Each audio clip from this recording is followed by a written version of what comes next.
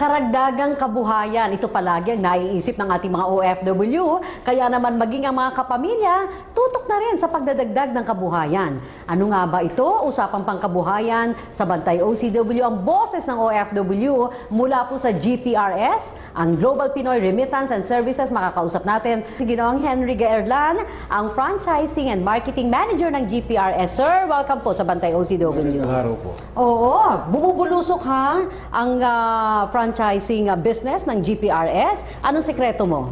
Ang sekreto lang po dyan is pinapakita po natin sa publiko na ang negosyo po ng GPRS madaling kunin, madaling kayo maging magnegosyo, madaling pong i-operate yung franchising business ng GPRS. Okay, pag sinabing GPRS, ano nga yung serbisyo ulit niyan, sir? Remittances, unang-una po yan. Meron po tayong bills payment, meron po tayong ticketing, meron po tayong e-loading, and soon to come po yung ating courier services. Lahat yan online? Yes. Online. And ito pong, ilan na po ang franchising ninyo? Nako, meron na po tayong mga 800 outlets nationwide. Luzon, Visayas at Luzon, Mindanao. Visayas, Mindanao. Pwede ba sa abroad yan? Pwede rin po. Ah, talaga?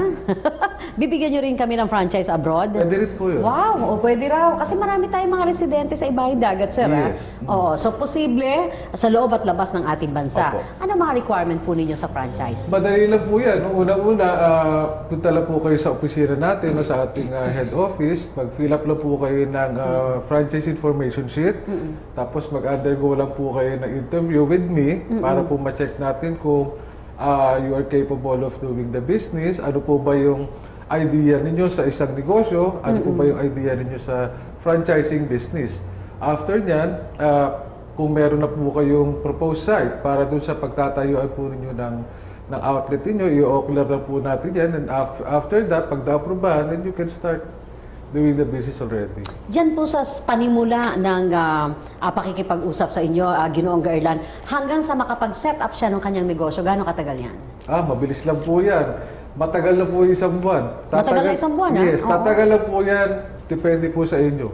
Yung pong lisensya, paano po? Kukuha pa ba sila sa mga local government? Yung pong kanilang business permit, they will have to get that from their local municipality. Oo. However po, meron din po kasi silang lisensya na makukuha galing sa Central Bank o sa Bangko Sentral ng Pilipinas. Sa inyo na galing yon? Kami po magpapacilitate po nun. O mahirap yung kasi pag individually sila nag-a-apply, hindi Yes, po ba? opo.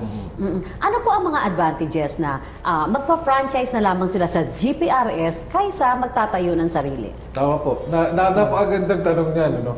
Alam niyo po doon sa apat na serbisyo ng GPRS, tinatawag po namin all-in-one. Pagka po doon pa sa remittance business po, if you take it separately, yung apat na negosyo na yan, kayo ay gagastos ng kulang-kulang 4 na milyon. Oh, Magdinegosyo ka ng remittance, siguro gagastos ka may 1 milyon. Magdinegosyo ka ng ticketing, that's another big sum of money. Oo. Magdinegosyo ka ng bills payment, ganoon din, e-loading. Sa GPRS po, less than 1 million, pwede mo nang gawin yung apat na negosyo na yan. 4-in-1 Four ang in tawag one. mo. Oho. At ang franchising fee, magkano lang ba kasi ang franchising fee? 500,000 Sa lang po. 500,000. So yung Tama mga po add-on doon, yun din sa lugar nila. Yes. At yung mga gamit sa kanila na rin po. Opo. Ano lang bang gamit ang kailangan sa GPRS? Simple lang po yan. Kung isang computer, of course, meron po kayong printer, and then meron po kayong barcode scanner para po dun sa may statement of accounts. Diba? Ganun na po kasi yung ginagawa natin ngayon. Tapos, kailangan nyo rin po, of course, siyempre internet connection. Pagka meron na yan, immediately you can start the business already. Naku, yung bawat bahay ata ngayon may internet connection. Oo. Diba? So pwedeng i-turn yan into business. Yes, Oo. yes. Okay, yung pong actual na seminar na gagawin ng isang nagpa-franchise, gaano kabilis din at ano-ano yung komposisyon ng seminar na yan? Sa seminar po, ginagawa po natin yan sa ating corporate office. It's a 3-day seminar. Ang unang araw po ay tungkol sa academics ng negosyo, ng system. Ano yan, sir? Nagpaplano pa lang o franchisee na siya? Bumili na siya? Franchisee na po siya. Franchisee na yan? Yes, franchisee na Kasi po siya. i-actual nyo na eh. Yes. So, 1 day po yan na school type, classroom type. Then yung the last remaining 2 days, yan na po yung hands-on. So, ito po yung talaga mafe-feel na nila doing the transaction. may customer na dumating sa outlet, fa-facilitate nila ngayon yung transaction. O, nag-actual na. Sir, do Yes. you allow yung family? Halimbawa, ang OFW, ang father, kasama si Mrs., kasama din ang isang anak. At least alam nila yung business. Tama po yun. At yun po ang dapat. Kasi gusto nyo yun? ideally po, meron silang staff na mag-ooperate yung kanilang business. However, mas maganda po talaga kung sila rin mismo uma-attend sila ng seminar para nagkakaintindihan po sila, yung owner, yung franchisee at saka yung staff. Paano nyo inaalalayan itong mga outlets po ninyo nationwide? Okay. Meron po tayong ginagawa na outlet auditing regularly, kung saan po yung isang representative po natin pupunta yan sa outlet. Tapos titignan niyo po yung physical look ng outlet, yung transaction, yung technical know-how ng staff. Pag ako nakita yan, kung ano ho yung mga pagkukulang, doon po namin dinadagdagan yung support. Halimbawa po, napansin namin na kailangan mag-retraining ng staff. Maaring nakalimutan niya kung ano yung tinuro ng seminar. Inaalok po namin mag-retraining sila uli. Ano po usually ang nagiging problema ng mga franchisee? Pagka nawala ko yung internet connection. Ayun lang. Yun lang po. Mag-offline sila. Apo. Naku, naalala ko si Mr. Pascual eh. Pag hindi ka Pag online, hindi ka online, offline ka. So patay ang negosyo pag offline. Yes. Pero ilang minuto lang naman yun, di ba? Pero pinaliit na po namin yung problema na yan. O, paano? Kasi meron naman po tayong broadband. So Okay. with the broadband, tuloy pa rin mo yung negosyo nila, tuloy pa rin yung serbisyo nila. So hindi hihinto. Hindi ko ito. Kung mapapansin nyo sa iba, pag ako nawala ng internet connection, sarado na. Opo. Sa atin po pwede. Doon po tayo magiging iba sa ating mga competitors. Anong requirement ninyo sa outlet? Anong size nung pwesto? Sa floor area po, we require a minimum of 10 square meters sa floor area. Ang tinitignan po kasi natin doon is yung convenience ng customers ng outlet. Gusto Pwede po bang natin... window type na yan? Counter? May Ganun counter lang? naman po Counter yan. na lang. May counter Oo, siya. oo. Siyempre, kung pinapacilitate po natin yan, kung yan i-remittance, gusto natin na komportable Oo. yung ating customer. Gusto natin kasi na maging parang pangalawang bahay niya yung ating outlet, na mawiwili siya na pumunta doon sa outlet natin para kumuha ng ganong klaseng serbisyo. At yan ang pinatutupad ninyo nationwide. Yan ganitong klase ng setup. Tama po yan. Ano naman ang usually nagiging problema ninyo sa inyong mga franchisee? Sa mga franchisee po, kung minsan yung nakakalimutan nila yung ating mga policies, Halimbawa po, minsan nakikita nila yung bulto ng kanilang customer hanggang alas 7, alas 8. May naghahanap ng ganung serbisyo. So kung minsan po yung iba, maaga nagsasara.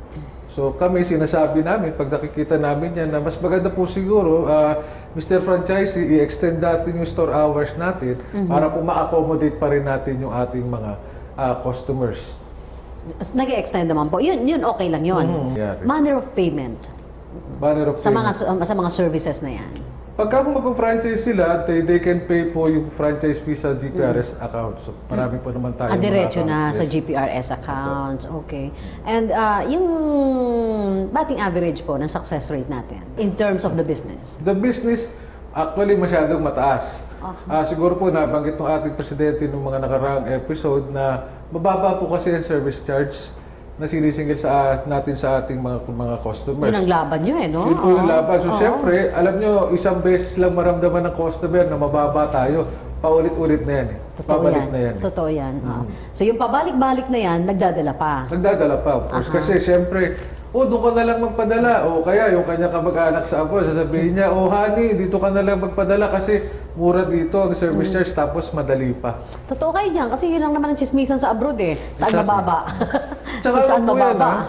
yan po base sa isang pag-aaral na nakita ko na yung ating 11 million OFWs na merong direct relatives sa Pilipinas na around 77 million.